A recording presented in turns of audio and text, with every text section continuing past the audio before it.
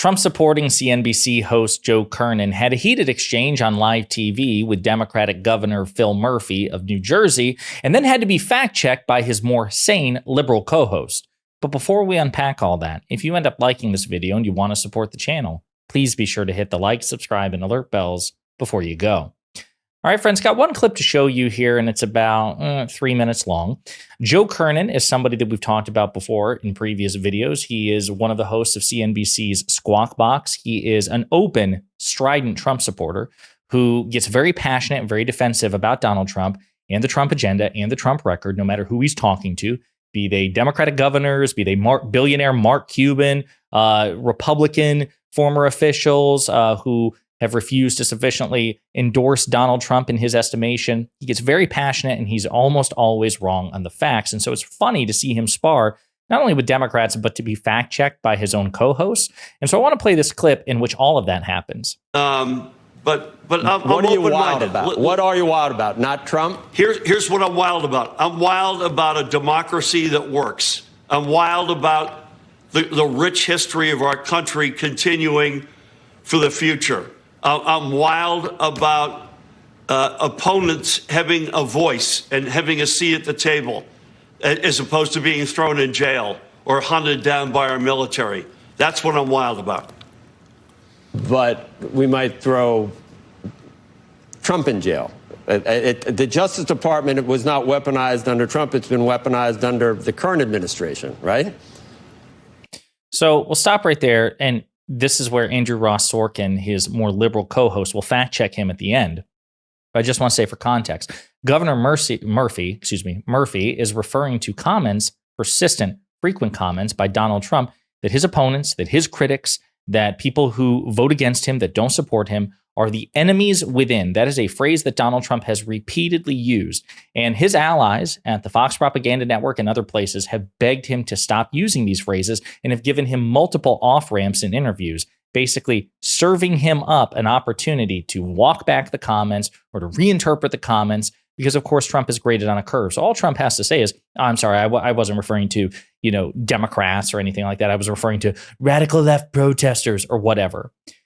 Instead, he doubles down on the comments every damn time, and he puts Trump supporters like J.D. Vance or Joe Kernen in the awkward position of either having to defend those comments or simply ignore them. Vance tries to spin and defend the comments. Joe Kernen is actually sidestepping them altogether, and he's like, well, what about the Biden Justice Department?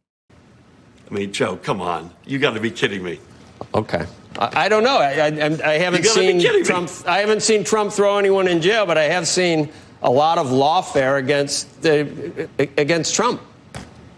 There's no rational viewer right now watching this discussion that thinks that Harris is the authoritarian threat versus Trump. There's no one who's reasonable who comes down in that conclusion. How could you? You just look around. I mean, you want me to go over the 5 cases that we're talking about? Alvin Bragg, you want me to? Those were all misdemeanors, trumped up to felonies after the statute of limitations. You don't think that's lawfare? Alvin Bragg doesn't work. Alvin Bragg doesn't work for Kamala Harris, and you and I both know that.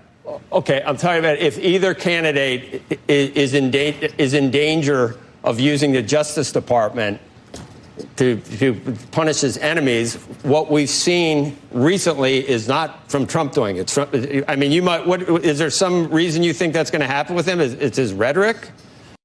So notice Joe Kernen, I assume, is not a stupid guy, right? And he's an aggressive interviewer, and he has, moments of lucidity and poise, but you see how he's stammering and he's uncomfortable, and he's because he actually can't defend the proposition that he's proposing. He really can't.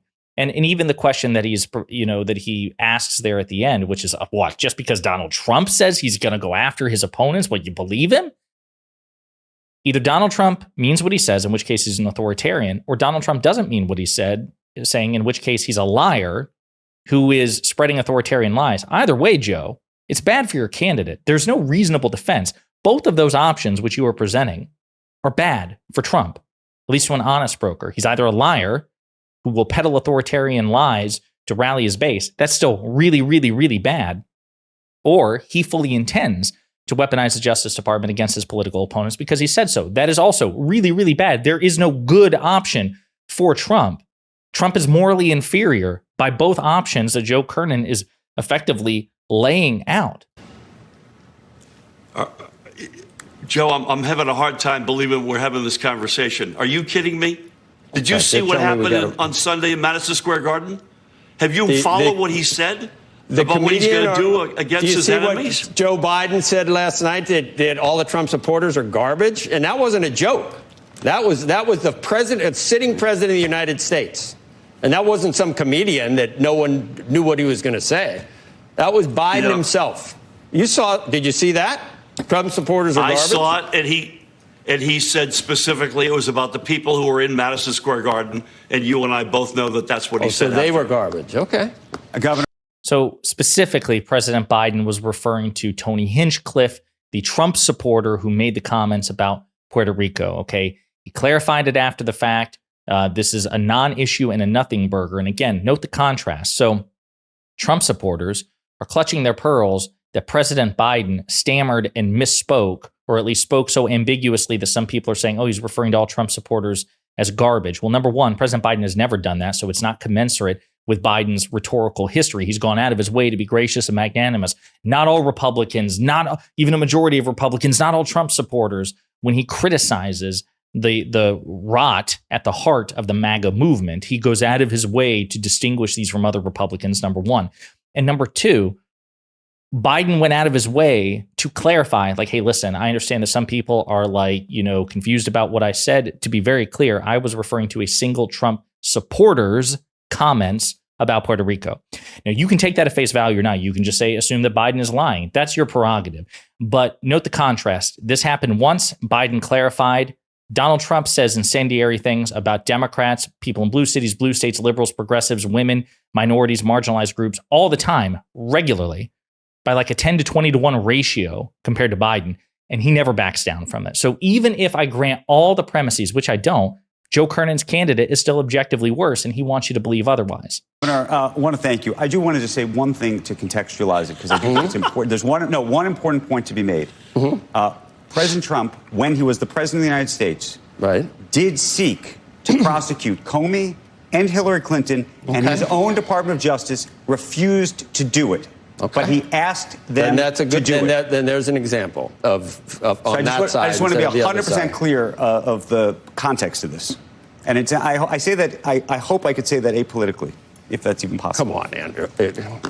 You don't even need to try to say it apolitically. Just say politically. We have these discussions every day. Okay. All right. So Joe Kernen is just left speechless there because he apparently memory hold the fact that Donald Trump did repeatedly go after his political opponents. I know I probably sound like a broken clock, right?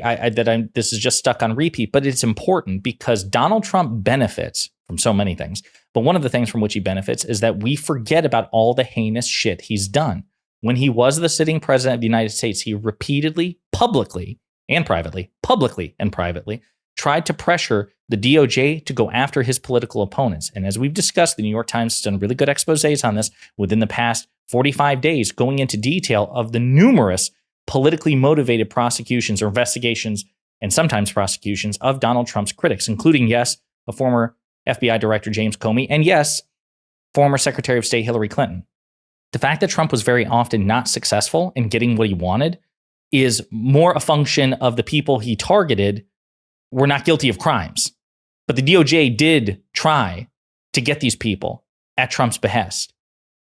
The fact it's so interesting because so many people say, well, the fact that Trump failed means we should give him credit. No, in much the same way as we would never give credit to an attempted murderer for failing in the murder attempt. You still tried it. If you had it your way, it would have been done. You're still morally repulsive, and you should be held accountable accordingly.